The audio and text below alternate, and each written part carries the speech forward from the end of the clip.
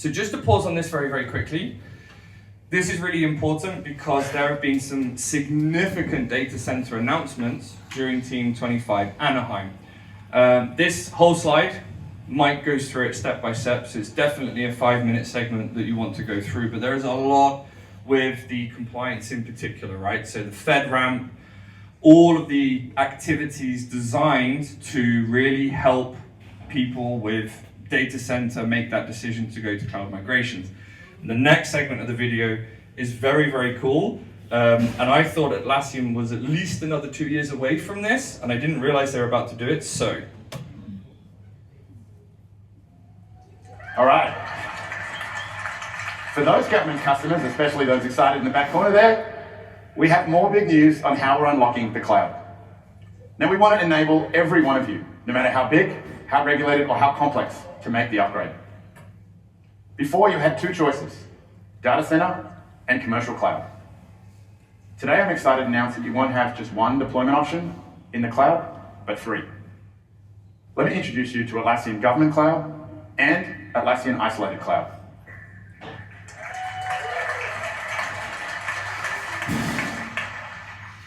Atlassian Government Cloud is built for US government customers and their partners. It now meets FedRAMP moderate requirements and operates in a separate cloud environment to keep government data secure. Where Atlassian Isolated Cloud is a single-tenant cloud option with isolated compute, storage, and networking, built for customers who need another layer of protection through dedicated infrastructure.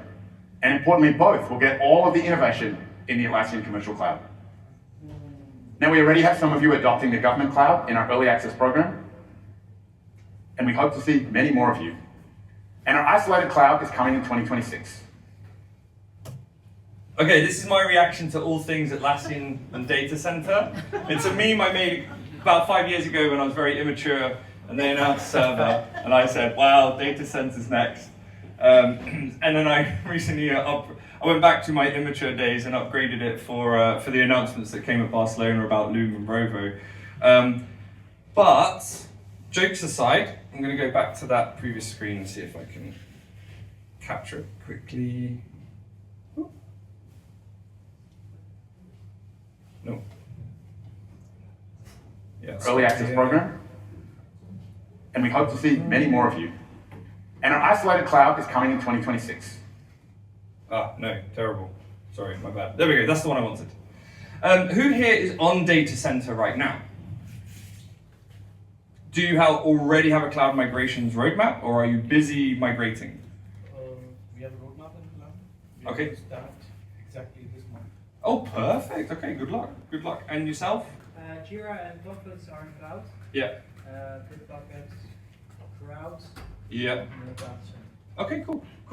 So I don't have to do too much preaching here. Doesn't feel like there's too many governments or financial institutes, but a very quick fun story about data center. People think I'm anti-data center. No, it's just I've worked for a lot of companies that made wise decisions to get rid of it. Very expensive, causing them a lot of problems.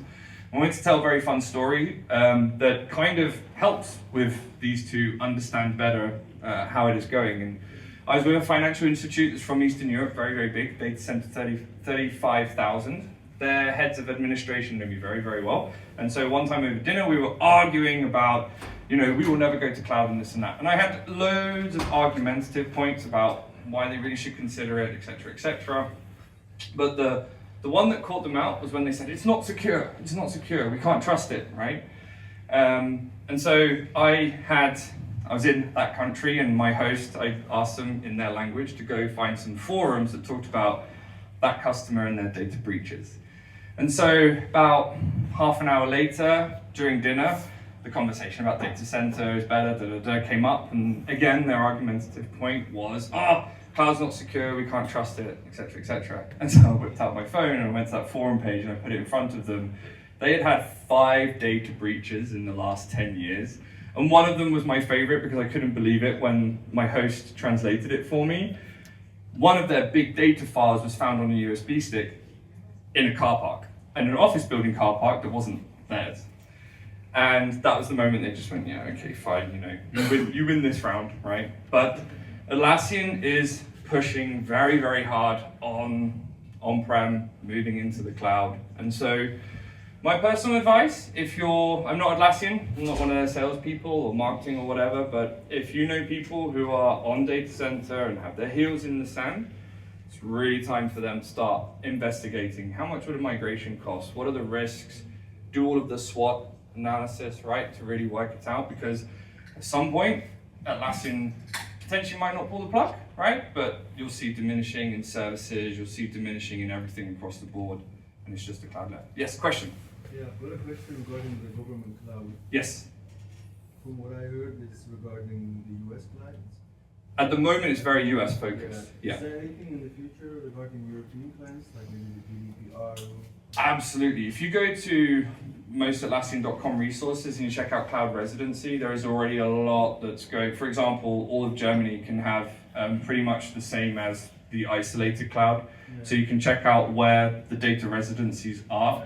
So all of that for across the world is already being I think for some years now, they've been very focused on European GDPR and everything like that. So there's already in that previous slide where you just saw commercial cloud, there's already a lot going on in there within the data residency and so much more. So yeah, lots going on. Good question. Very, very good. We both will get all of the innovation in the Atlassian commercial cloud. Now, we already have some of you adopting the government cloud in our early access program. All right. Oh, this is the slide I wanted. So great, there we go. Put the meme first. What an idiot. I got distracted. Yeah. So this is really important. This really does demonstrate Atlassian's focus on cloud, on enterprise, on where they are going. The strategy is very, very clear. Sorry, I have a question here. Yeah. So, it's related to what my colleague just said. You say reduce risk with an exclusive environment for the US government. Yes.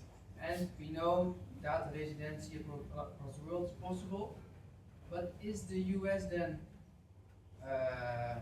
is it something now that first comes to US, or is US late in this story? That's a really good question, because it depends on how you look at the sort of the various certificates and the licensing that's required. It's very difficult with that FedRAMP as an example, and IRAP as well.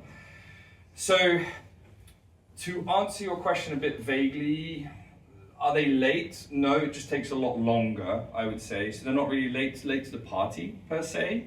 But everything that Atlassian has done, the US has stereotypically been just behind the curve and behind the trend. So where you see a lot of focus on the US, you can already think, yeah, Australia, Germany, other parts of the world already have a lot of cloud certification and all of the right qualifications and licensing and stuff for governmental and all that sort of stuff with GDPR. Does that answer your question more or less? Also, then curious, like you have the commercial cloud, the one before. Why are they putting a special government cloud and not just putting the extra measurements which they are taking here into the commercial one? That is a really good question that I will have to. Sorry? It's related to the AWS hosting only. Yeah. Government cloud is hosted in the AWS government regions. Yeah. And everything else is hosted in every other region. Yeah. And isolated cloud is just hosted in the region. Yeah. Yeah. And so it's just because of the way the US behaves, basically, at the end of the day. When I dig down deeper into this, I'm not finding massive differences between, the government cloud and the isolated cloud per se, but I think it is just the way that the wording is used and how they are setting it up. So Atlassian will hate me for knowing this, so I might hit pause on my own recording I'm making over there. But I know that they're trying to get the United States Air Force and all 200,000 users across loads of different data center sites onto cloud. Big challenge, right? It'll take them forever. But again, when they go with a presentation like this, USAF goes, oh wow, just for us. But I'm pretty sure technically with the AWS... There are already some USAF customers in the cloud. Yeah, there are. Yes. Yeah, there are some already. But the underlying layers and everything, you'll probably start seeing a lot of similarities in the technical stack. So the more you dig, the more you find, basically, at the end of the day.